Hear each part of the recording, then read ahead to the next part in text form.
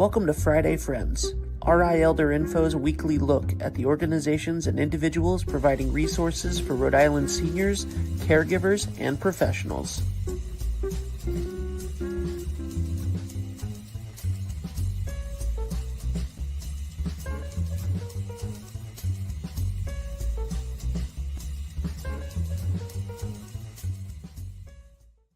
Good morning, everybody. Happy Friday. It is 9 o'clock on Friday, and you are watching me, Deb Burton, the host of the weekly streaming podcast, Friday Friends, where I bring you information and resources that you or someone you know needs to know about. So please help us get the word out by hitting the like button, the share button, all those social media cues that say, hey, check this out. Because today, as we are in all of November, we are dedicating our resources and information to veterans and veterans topics. And today we are going to be speaking with Jim Bessel from the Veterans Cemetery as to who is eligible to be there, what needs to be done, the history. So this is a great conversation, and I want to make sure as many people as possible hear it. So please help us get the word out. Now, as you all know, we are a 501c3 nonprofit, and we could not do this without the support of our sponsors. So a big thank you to Point 32 Health Foundation, United Healthcare, and McCarthy Law especially. Here's a message from McCarthy Law. Here at McCarthy Law, we practice in the areas of estate planning, long-term care planning, elder care law, and residential real estate. Our focus is really on providing peace of mind to our clients. If you're interested in scheduling a consultation with our office, you can feel free to reach out to us at 401-541-5540. You can also reach out via website at www.mccarthylawri.com. You also should check out our social media, both on Facebook, Instagram, and LinkedIn for some helpful tips and tricks. Hi, Jim. How are you this morning? Good morning. I'm doing well. Thank you. Awesome. So please tell everybody, what is your role? So I am the administrator of the Rhode Island Veterans Memorial Cemetery here in Exeter, Rhode Island.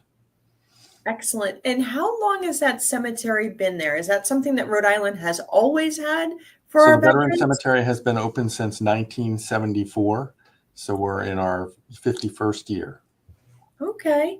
So I always think of like the Veterans Cemetery as being something that every state has. But before 74, was it really just the local communities would recognize our veterans? Correct. I mean, a lot of local cemeteries have separate areas in their cemeteries for veterans. We are, a state-run veteran cemetery. There are national cemeteries, but obviously none in Rhode Island. The closest national cemetery is out in Bourne, Massachusetts. There's also one on Long Island and one in Saratoga, New York. Those are the three closest to us. What makes the difference between national versus state veteran cemeteries? So our state-run veteran cemetery is operated by the state of Rhode Island. All the employees that work here are state employees. A national cemetery is run basically by the National Cemetery Administration, which is a kind of a subset of the VA, but those are run by the federal government and not by the states. Okay. Are there differences in, say, hours of services available, like a Monday through Friday, or like weekends, holiday, burials? We pretty much run, our operation runs here at the cemetery. The administration building's open from 8:30 a.m. to 4 p.m. Monday to Friday. We run services here at the cemetery in half-an-hour increments from 10 a.m. to 2 p.m. Monday to Friday. And then we have some 4 ceremonies available on Saturdays between 10 and 11:30. Okay. So that's good. So it's Monday through Saturday. Mm-hmm. The grounds of the cemetery are open 7 days a week, though, from 7 a.m. to 7 p.m. in the summertime hours and 7 to 5 p.m. in the wintertime. Awesome. And they are absolutely beautiful. It is a beautiful cemetery. It is beautiful. The monuments, it is definitely a solemn place of reflection and respect. And it's truly very moving.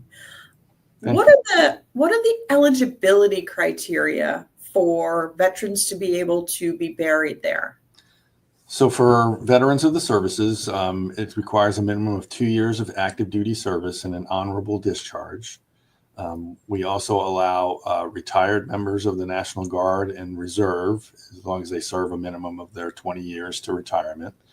And then back in July of 2023, our state law now allows National Guard members and reservists that serve a minimum of 6 years of service to be buried here as well. And that's a little bit different than a national cemetery will not allow those members to be here. But the state decided, hey, that we would like to reach out to those National Guard members and reservists that have at least 6 years and allow them to be buried here as well. And when you specify the years of service, does it need to be during active duty during a war period, or No, it is? so if they serve during a wartime period, then the 2-year minimum can be shortened, i.e. if somebody did 6 months in Iraq or Afghanistan and they have that on their DD-214, that's enough to get them into the cemetery because that's considered wartime service. Got it. And if someone wants to, say, make their arrangements ahead of time, would they do that directly by completing paperwork with your office, or would Correct. they? There is a 2-page application that needs to be filled out. They can find that online at www.vets.ri.gov and just work your way to the cemetery page there. So there's an online application. They can do it in person here at the cemetery during our office hours, or they can download that application from the web and also fill it out and just mail it in to us if they so desire. Okay. And for individuals who are eligible to be buried there, are there fees involved? So we bury the veteran, no fees from the cemetery side of the house. So there's no fee for the plot. There's no fee for opening and closing the grave or any of those that you would see at a private cemetery. They will have to pay a funeral home for the services they provide, i.e., the casket and the transportation to the cemetery and this, their services overall. So really the fees are just associated with the funeral home side of the house. From the cemetery portion, there are no fees here. Spouses and dependent children that are allowed to be buried here, depending on the type of burial, may have a nominal fee, but the veteran is free from the cemetery. Okay. So if the veteran is eligible to be buried there, are their spouses and dependent children always allowed to be buried there, or are there? So if the veteran is qualified and they show proof of marriage, the legal spouse may be buried with him as well. Dependent children is kind of a niche category. There's not a lot of them placed here. If the child of the veteran dies before the age of 21, they would be eligible to be placed here. Or if they die after the age of 21, but they are mentally or physically handicapped such that the veteran is still taking care of them, then they may be placed here as well. And there's some extra paperwork and a burden of proof to show that child is dependent upon the veteran. Okay, so it is possible. Now, in the case of spouses, what happens if the spouse passes before the veteran? Are they able? We place the first person who passes away will be placed at the time of their passing. Okay. They just need to fill out, obviously, that application and show that they are qualified to be here. And then we do what's called, we bury folks what we call double deep here. So for full casketed burials, there'll be one on top of the other in the same gravesite here at the cemetery. Okay. We also offer cremation in-ground burials. And then we have what's called columbarium walls that have niche compartments. For lack of a better term, they're like just almost like a granite locker that we can put 2 urns in so that the veteran and the spouse can be placed in the same compartment. Okay. Odd question. I actually was not preparing to ask it, but it just occurred to me. I have a friend that I'm looking after. Her husband is a veteran. He has been approved. They've both been approved to be interred there. Are they able, is it possible to include his medals with them when they are interred? We generally don't allow extra items to be placed with the veteran Okay. in the burial site, just because that's our policy, and that's the same policy as the National Cemetery. It can become, for lack of a better term, Involved. and Yeah. you know, it's always very interesting when someone passes.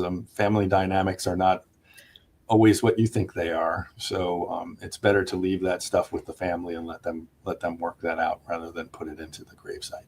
Yeah. Yeah. And everyone who served there is entitled to equal respect.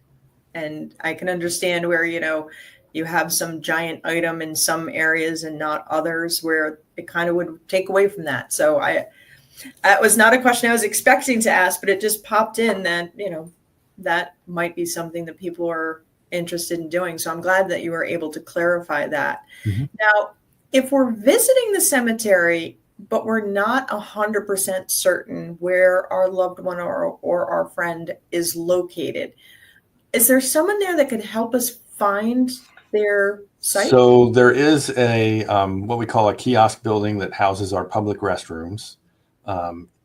In that building, in the hallway of that building, there is a grave locator. It's a computer, a touchscreen computer, that you can look up your loved one and find out where they are in the cemetery.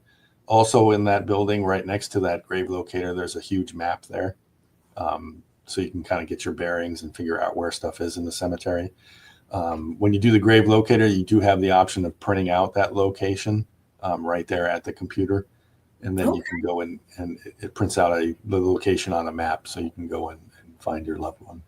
And everything is very well laid out, very well marked. So if anybody has an issue with finding their loved one, they can always come into the office as well, and we can help them that way.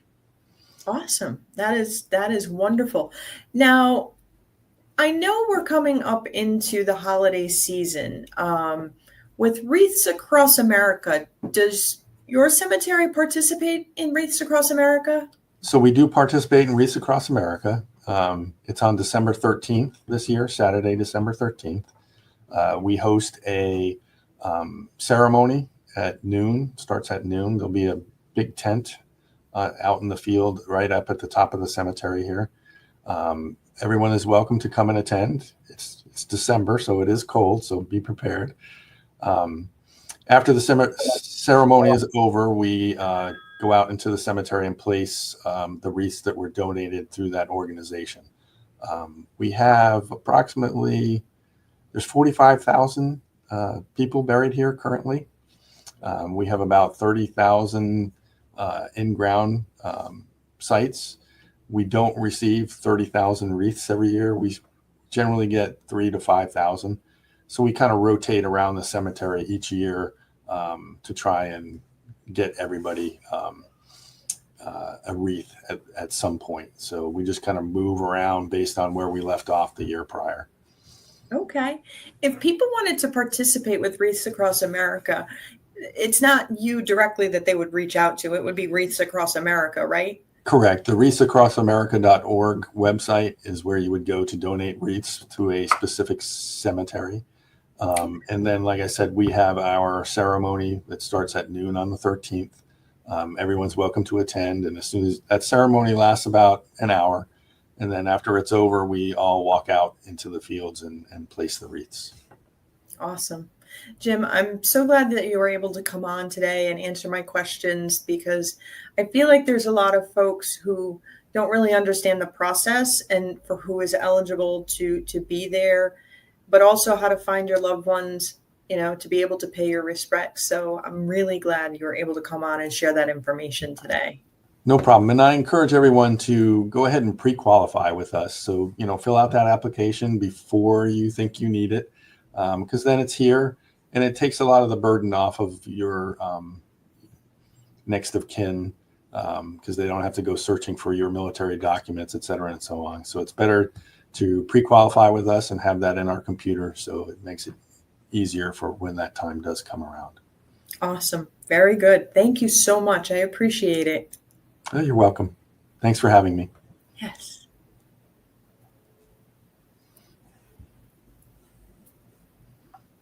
Okay, Ben's going to edit. Okay.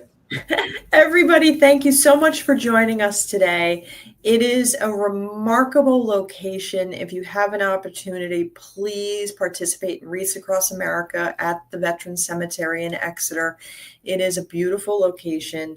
It is very solemn and respectful, and their staff there are truly kind and gentle-hearted people, willing and happy to help if you have any questions or concerns, or maybe you're not, comfortable doing a touch screen computer, or you're not really sure, they're available to help you. They really are wonderful. And like Jim said, do the paperwork ahead of time. It's one less step that your loved ones will need to take in a time when they will be very distraught. So it's something that you can do proactively. I am so glad that you have all joined us today. I look forward to seeing you again next week. In the meantime, be well and be kind.